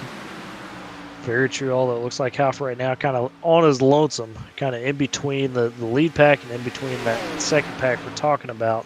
Although they are catching him quickly because he's the single call right now dealing with those connection issues. Still sitting in 8th though, so the laps continue to click off though. Dylan Holland comfortably in the lead as these guys up front have basically kind of, decided, hey, let's make sure we get down to the, last lap, maybe last 2 laps. We'll start battling out and go from there. And really the guys that all seemingly did the best off pit road. I mean, you mentioned how Holland in that 5 beat Lyons into pit road with a little bit more of an aggressive move. Lyons, took it easy. That being said, though, Michael, Lyons, like you mentioned a second ago, would probably kick himself a little bit saying, man, I didn't want to lose the lead that way. Yeah, and it's all about how you get on a pit road. 5 car came in pit road a little more aggressive, was able to make it work. And now he's able to come out with the lead. The question is how long he can keep it. As we're coming to 7 laps to go this time by, when will these drivers start to get racy? And my prediction is probably within the last 5 laps. But look in the back here too. Those cars are letting Lucas Graham lead that lap, lead the pack. And that's not necessarily a good thing. Lucas knows that he's going to have to fight for his spot on these last couple laps because everybody behind him is probably faster, and with the right draft, could just draft right by him and leave him out to dry. Well, and also to that point, Michael, right now there is about 8 cars behind Mr. Graham now. A couple of those guys are a lap down, so potentially, just count it off, it looks like, although he's sitting 10th, he has the potential to fall back to 16th. So, yeah, that's definitely going to be a fight like you're talking about, I would imagine, because he knows every point at this point matters. He's already losing a bit of ground, especially if Lyons, or Manger is able to pull off the win. They're going to really close in on that gap, maybe to a little bit more of an uncomfortable level than Lucas would like. That being said, as you mentioned as well, Lyons, Manger, because of how that stage went, probably didn't get the points they were looking to get. So could have even out. That's kind of what Lucas is hoping for. And maybe he's just saying, hey, don't mind you guys battling again up there and it causes some issues. But it looks like this is going to come down to about the last couple laps. And we're going to see who's going to choose what. If you're Nick Olson at 24 sitting 4th in the line right now, do you make a move for yourself, or do you say, hey, I'm in the spot I'm in. I can't really get up there to win this. So, do you pick the lesser of 2 evils and help out Manger or Lyon? Or, how do you play that if you're a guy that's, where Nick is sitting in 4th in the line? Well, it's hard to tell, really. The more I know for sure he's getting frustrated. The more the laps click off, the less chance of a shot you have at trying to get up there to win the race yourself. So I think he's going to follow wherever the 25 goes, especially if it starts going towards the front. That's my guess with Nick Olson is. So as soon as the 25 makes a move, he'll make a move. If he doesn't make one, then I'm sure the 24 will make one with a couple of laps to go. Fair point, Michael, right? The obvious answer is just, hey, whatever gets him closest to the front, you know? I mean, that's an absolute fair point. Ooh, Well, I tried not to make it sound like a Larry Mack answer. It's not a Larry Mack answer. It's the right answer, I think, because that's true. You know, he's just trying to maximize his opportunities. So yeah, he's got to make the move that gives him that chance. To your point. So, and I'm sure Lucas Trey in that 41, Gavin Jones at 12, and Sean Howe are all thinking the same thing behind him, just saying, hey, whatever move I got to make to go with whoever to maximize my finish, that's the right move for me. As we get ready to come to 3 to go, as we come to the line this time by. Guys have stayed single file on this front 7 now for a good 10, 15 laps. Really just patient. Maybe the most patient we've seen them all race after that chaotic first stage. Lucas Cram up to the 8th position, trying to keep really an eye on him. We'll see what's going to happen. That's kind of where the race is right now, where we're looking, because he's got a bunch of people back there. Brandon Houff back there as well, the stage winner. He doesn't really have a good shot at getting back up here. So I guess we won't be really hearing much from him tonight. But all eyes are on up front here, as they've got pretty much almost a full straightaway on this. Though they've got more than a full straightaway on the rest of this pack, so they can mix it up now, and they're not going to have to worry about that second pack. Yeah, very much accomplish their goal. To your point, I mean, we questioned that coming out of the pit stops. They knew it was about a 4-second gap by the time everything cycled through, knowing that Lucas was back in that second group of 5, and you could tell the motto was just kind of, hey, everybody stay in line, let's outpush that second group, and that lead really grew. I mean, it went from 4 seconds, now they're up to about well over 15 or so, closer to 16. So it tells you just kind of the work they've done here. Now they've got coming to 2 to go, and it looks like here we go. Kyle Mager finally jumps outside. You mentioned it. Nick Olson sure enough, jumps with him. Olson is going to jump back down and leave him, yeah. He left him. Olson's going to leave his teammate up there, and actually that's going to draw back. The 5 car has got a big lead now, the 15, and they're going to have a big run on this 5. Yeah, Lyons kind of snuck back, and he dropped off a little bit, and sure enough, he's going to try to use that run. Maybe get some help from the 25. 25 commits to the top line. They're coming to the white flag this time by. 25 ducks back down a little bit. Mager trying to figure out where he wants to go. Lyons really getting wide. He's got enough momentum to clear now as we're on the white flag. He's in control up in that top lane. Can he pull it off again? Can he become a 3-time winner this season? Makes the move right there. Dumps it down low. It's going to be tough for the 25 to get a run. And now, where does Lyon go? He's got to block both lanes. That's all he's going to do. He's going to duck to the inside. The 5's going to try to push. 5's going to give him a push. Here comes Gavin Jones. 24 is going to the outside. Here comes, like you said, Gavin Jones. This is what we're going to be watching here. He's going to pull to the outside. That's what he needs to do. He needs to watch his mirror. I don't think they can get a good run on him now. They're blocking. They're all over the place in the back. I think he's going to do it. He is far out and clear. Robbie Lyons is going to come through the tri-oval, and he is going to win here at Talladega. Back-to-back for Robbie Lyons. Takes home the checkered, and the Voppzy iRacing Pace 200. Masterful performance. Played it right down to the line. Kind of Michael jumped out in front and said, all right, where I got to block? And they kind of all cannonballed each other back there trying to make the move, and Lyons was just able to comfortably ride to that checkered flag. And Lucas Cram was able to scavenge an 8th place finish. Wow, yeah, that's big for Mr. Cram. Not going to lose a whole lot considering he finished 3rd in the stage. Going to have to go back and see, double check and see where Lyon finished that stage. I believe he was outside of the top 10, so all in all for Lucas, despite another win for Mr. Lyon, probably worked out pretty decently well, it seems like. Absolutely, it is. The race is official. And it's just now overall congratulations here to Robbie Lyons, Dylan Holland 2nd, and Nick Olson 3rd. I mean, Robbie Lyons has got to be ecstatic. He's finished 7 places higher than Lucas Cram, and that could be a huge points day for him. Absolutely. Well, and just the back-to-back wins to kick off the chase. He's the only driver right now to win in the chase with those 2 wins, and has really, seemed to be the closer as we come to the end of these races so far with this newer package, and sure enough gets it done again. As you mentioned, top 3 Lyons, Holland, Olson. Then you've got Strayer and Gavin Jones as your top 5. They ran out the rest of your top 10. You got Kyle Manger in the 25, 6th. Sean House, 7th. Lucas Graham, as you mentioned earlier, does bring home that 8th place finish. Derek Stanley gets 9th. Stephen Gill rounds out your top 10. Wound up finishing with only 19 cars out of 27 on the lead lap. That's because a lot of those guys wound up with damage. Kind of one of the key ones, definitely Alex Fox. Disappointing day for him. Not what he wanted. Started out on the pole, was running strong, got involved in a couple of his wrecks, but he'll bring it home 20th. Playoff driver Jake McMillan also with the struggle as well, get involved in a couple of his wrecks. He finishes 22nd. Matthew Oliveira, another gentleman who was showing some speed, or not a playoff driver, but was showing some speed. He winds up 25th after having to retire early there. You see the rest of the field. Also, Brandon Houff, another one, Michael, a big one. He brings it home P16 after winning the stage. Not quite what he wanted after winning that stage. Just kind of caught himself in the not right spot. Unfortunately, not the right spot. But that's just super speedway racing for you, man. That's just what happens. That's how it is.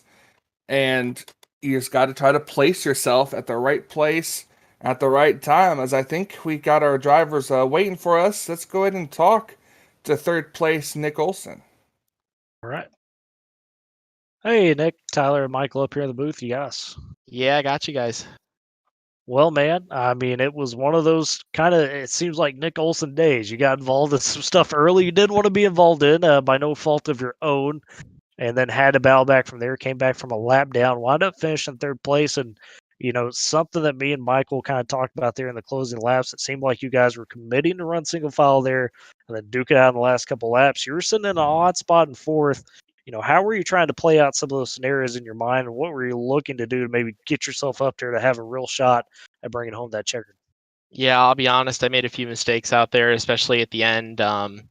25 had made a run up to the outside, and I should have just stuck with him. Would have left Dylan down there hanging and Robbie down hanging. We would have had the run. We could have gone wherever we wanted. He would have had to throw a heck of a block. So I made a mistake there. But it's a good day for the E-Racer Camaro ZL1 Kligerman Sport. We could have done a little better there on execution had we been pointing in the right direction about the midway through that first stage. But Yeah. he apologized though, but so that's all good. But just kind of the story of our year. Story of my SARG since you guys have been here. It's pretty boomer bust. And Are you saying we're bad luck, Nick? No. I'm like, man, he's blaming us up here. The fact that I get to talk to y'all means I did something right. So right. it's just super speedway racing, and this new package has thrown in a lot of curveballs to our group. My team's been really great. I've definitely been the one who's been lagging behind as far as learning. So that's why the performance hasn't been there the last few weeks. So hindsight's always 20/20 in these races, and I made the move that at the time I thought would have been the right one, but it turned out I had to do a lot more blocking than I was anticipating there, and upset a few folks. So we'll go down, we'll take the mop, and we'll clean some stuff up, and we'll get them next week at Daytona. My question for you is, was it getting a little frustrating for you as the laps ticked down, running, and I believe it was the fifth spot at the time, just kind of wanting somebody to make a move so you'd be able to go with them? Just how frustrating was it? It was more of a waiting game than y'all think, even, because all of us were in one channel, us top 4. Yeah. So it's like we couldn't even speak amongst ourselves what the move was, because then you're telling the people you're trying to pass what you're going to do. So it was really quiet, which probably led to some disorganization towards the end, and a lot of I thought you were going to do that, but you did that instead, and I'm not immune to that too. I did the same things, did some things that people weren't expecting, and in the end we just made the moves that I thought would have helped me bring it home up front. But man, 3rd place is great. It's been a bad few weeks, but I tell you, my teammates been on a roll lately. 3 out of 4. That's something else. Absolutely, yeah. Robbie Lyons, like I said, going off. But pertaining to more of the points here, you're one of those guys that was, contender last season at the end there for the championship. This season, because of some of those struggles, you find yourself in a little bit more of a tougher spot. Is it pretty much, next week for you, you feel like you got to go out there and really dominate all phases of the race, or you're just going to kind of take the same approach and just see what happens? Well, I felt like tonight we'd put ourselves in a good spot. We were running third on the inside when we got spun. We were planning pit stops and what we were going to do, and then just, things got turned upside down with that wreck when I got turned. And it's really tough because even though Lucas had a poor night out there, given all that could have happened, he still brought it home 8th, and I lost 3 points to him because he got 7 stage points. So yeah. that's now I'm going to be even farther behind. Got to make up 36 points or so, maybe 37 if you let a lap with 2 races, and that I'm not going to write myself off, but that seems like an awful tall task to someone who I know his favorite driver is Jimmy Johnson. He's got that golden horseshoe right where he wants it right now. So but either way, great showing for our entire Kligerman Sport team. We were all up front, and it's all you can want. Absolutely. Well, of course, at this time, go ahead, do shout-outs, thank who you need to thank, and, go through that rundown. I want to thank Parker Kligerman and Kligerman Sport, all my teammates, E-Racer, obviously, my partner on my race cars, Valvoline, everybody that helps put the show on, and we'll be going to get it next week at Daytona. Thank you, guys. Absolutely, Nick. Well, as you said, you'll be going at it next week, and maybe we'll get a chance to talk to you, whether either at the stage or into the race, and hopefully you get a little bit better luck. Yeah, we'll see. Just got to execute better is all. Absolutely. And that was our third place finisher there, Nick Olson. And now let's go ahead and bring in second place, Mr. Dylan Holland. Hey, Dylan, it's Tyler Michael up here in the booth. You got us. Yes, sir. Well, man, we've talked about you quite a bit as kind of a little bit of an X factor, simply because you're not a playoff driver right now at this moment, but you seem to be up there mixing up in the top 5 pretty regularly, and usually around your teammates, you're a pretty good pusher when it comes down to it, and it seems to be one of those guys that your guys kind of rally around a little bit to find you. Coming to that though, at the end of that race, you had a chance. You're in the spot there. What was your mindset? Seeing the laps click off, everybody's kind of single file. We just heard from Nick how maybe the communications were a little dry just because of the situation. How'd you play that out? Yeah, because after that green flag pit stop, I was able to get out front. I had a pretty good drive off pit road, and then we kind of ran around for a while, and then coming to 5 to go, I could just feel the run starting to get bigger and bigger, and as soon as it was 2 to go, everybody backed off of me, and I saw Robbie come with a massive run off of turn 4, and then I wasn't going to block him, and he just went right around me. Then coming down the back straightaway in the white flag lap, I know Nick gave me a huge shove. Robbie was way out front. And Nick got to my back bumper, and he expected me to go high, and I didn't go with him. I was going to stay with Robbie and push him and see if we can do something on the front straightaway, but I wasn't ready, and then I kind of left Nick hanging there. But Well, I mean, Yeah. sorry. Yeah, you're good. You had a heck of a run there. You got into pit road a little more aggressively than Robbie did on that when you were coming into pit road for the final time there. Did you know just after getting the lead on the pit stop if you were going to be just a sit and duck out there for the rest of the time? oh yeah, I honestly coming off pit road, I thought they were just going to leave me hanging there, but luckily Robbie got behind me. But yeah, coming to the 5 to go, I knew I was going to be hung out. It was just whenever that happened, trying to build up a run to see if I can get around whoever passed me. Yeah, and Dylan, you're one of the newer faces here in the SARG series, at least for this season. You've had, by all counts, at least a successful season since you've been up front, been in the mix. Have you quite met your goals for the season yet? What's left out there for you with 2 races to go? No, you're not necessarily racing for a championship, but obviously, like anybody else out there, you want to do the best you can. What are some of those maybe season-end goals you're still trying to accomplish? Well, a win is definitely a goal. You always want to go out there and win, but just trying to build some laps. This is a new package, so just trying to learn the package a little bit more, especially when we start running some more official stuff throughout the week. But yeah, just helping my teammates out, make sure we can lead some races, and just striving for that win. Absolutely, Dylan. Well, at this time, we'll turn it back to you to let you do shout outs and thank the people that helped get you here. Yeah, I just want to give a huge shout out to all my teammates. I know there's a lot of them, and we've all done really well out here. Just being able to stay out front and control most of these races. A huge shout out to Klugerman Sport. I drive for them in the eNASCAR Road to Pro iRacing Series, and all my partners, Valvoline, Lux Beans, eRacer. I know I'm gonna forget a few, but Valvoline is definitely the main one. Up on the, I've had them on the car throughout the week. So yep, appreciate all my partners. Appreciate everyone that's gotten me to this point, and I appreciate you guys doing the broadcast. Absolutely, Dylan. Well, congratulations on that second place finish, and maybe we'll catch you around next week. Yes, sir. Thank you. That was second place there, Dylan Holland, that 5. Now get to talk to the man who brings it home 2 weeks in a row, back to back, and 3 in 4 weeks now, Mr. Robbie Lyons, your winner here tonight in the Voppzy.com iRacing Paints 200. Hey, Robbie, it's Michael and Tyler up here in the booth. You got us. I got you guys. It's good to talk to you again. I feel like yeah, you've been a popular guy up here the last few weeks, man. You've been killing out there. Back-to-back wins now of the season, 3 and 4. It seems like you have got the kind of the hot hand going on right now in the series.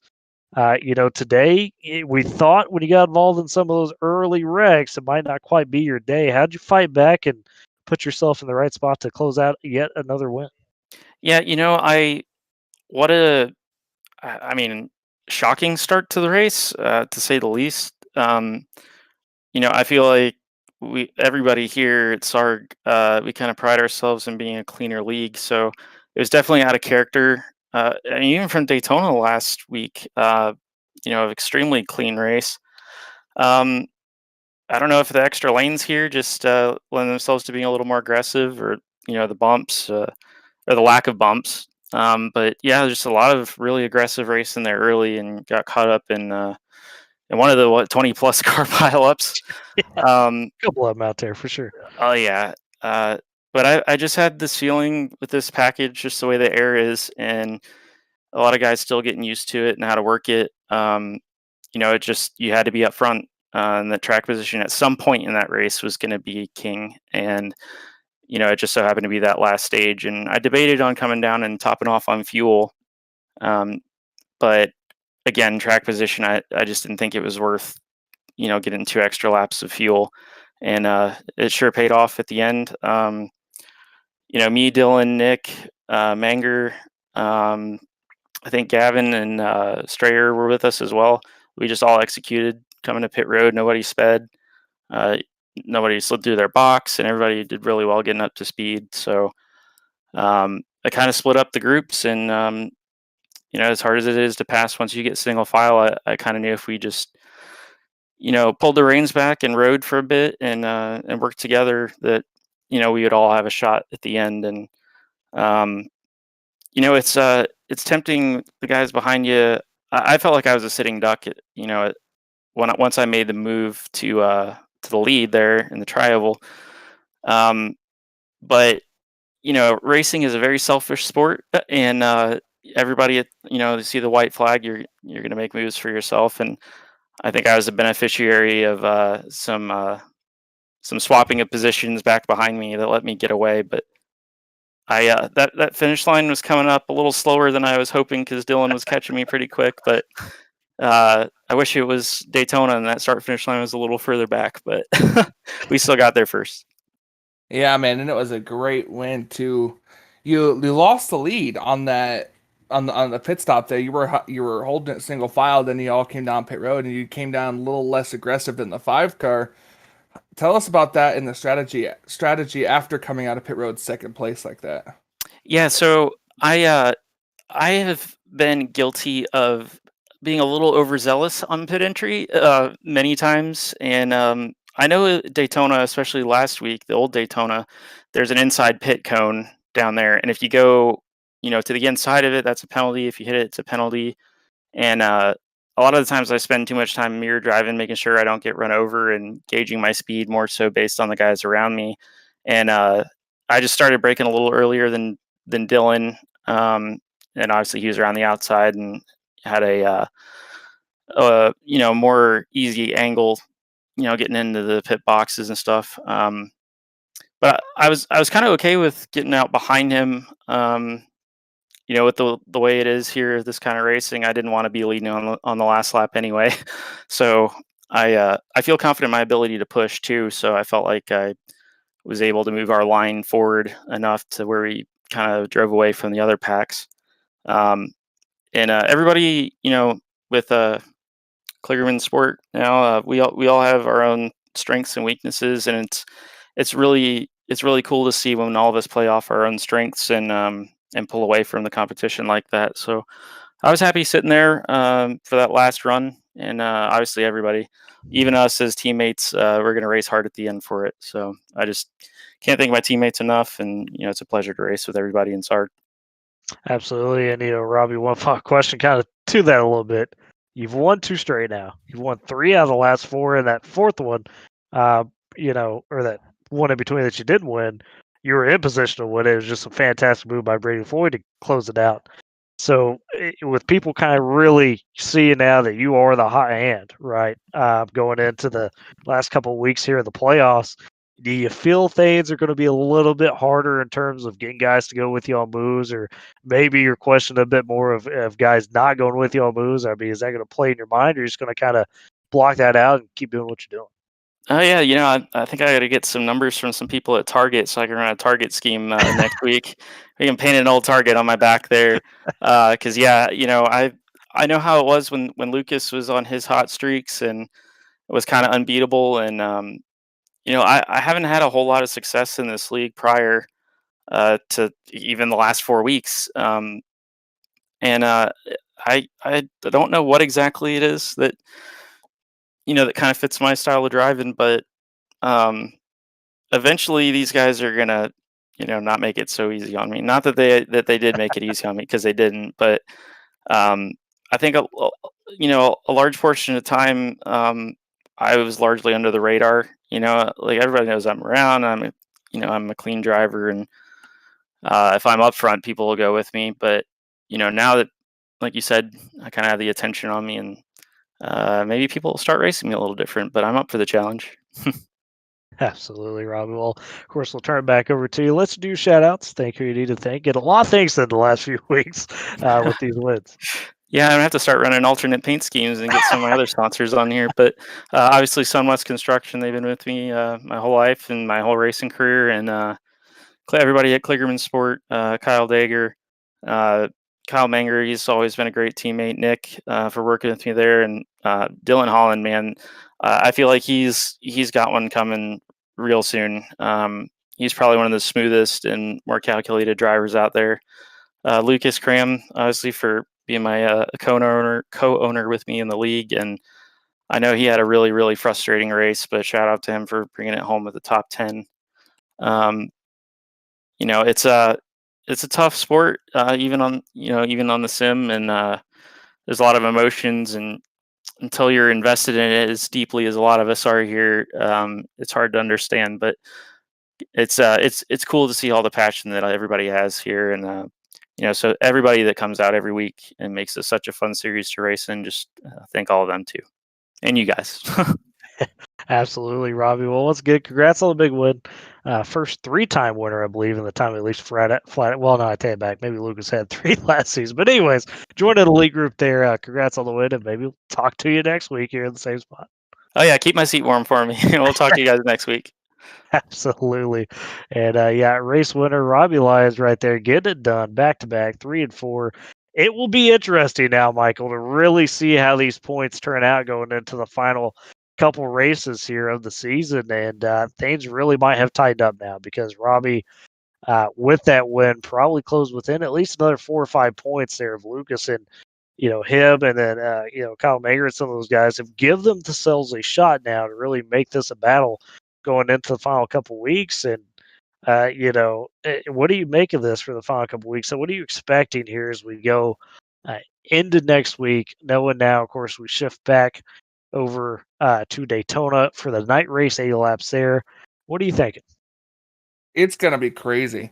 I can't wait to see how much these points have tightened up a little bit, and it's just going to make these last couple of races more exciting. Everyone in the points are going to be battling to get the most amount of points they can, maybe trying to keep Lucas out of the top 10 for stage points. Got to do what they can, but Lucas is one heck of a restrictor plate racer, and you know that he's going to be up towards the front, and I can't wait. I'm excited to watch. Well, just a flash update, unofficially, of course, but according to Dan Lisa here, on some quick, it updated very quickly. Sometimes this happens, sometimes it doesn't. Currently, it is showing Robbie Lyons now just 8 points back of Lucas Cram. Then you go to Kyle Manger. He is down there 22 back of Lucas Cram. And then you've got Gavin Jones, Brennan Houff, and Nick Olson all within about 29 or less. So really now, at least in the immediate next week, Michael, that battle between Lyons and Cram is really heated up. And then, of course, as we saw this week, all it takes one bad week, and a guy like Kyle Manger or Jones or Houff can really jump up there and make it tight going into the final week. Should be crazy. Like you said, should be something else going in there. Yeah, absolutely, and I can't wait. It's going to be exciting.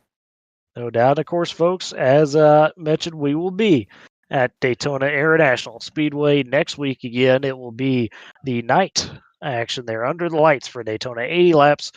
It's the 4 to 200 currently. I believe that race still could use a sponsor. So, maybe get a hold of Robbie Lyons or Lucas Cram and check in on the availability of that if you want to.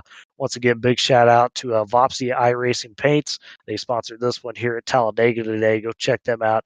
Great sponsor. And, of course, with all sponsored races in SARG, there's extra $10 to the winner. So, great deal. But for today, that's pretty much going to wrap us up here in the SARG Super Speedway series and the Flatout Racing Network. We want to thank you all for watching out there as you do every single week.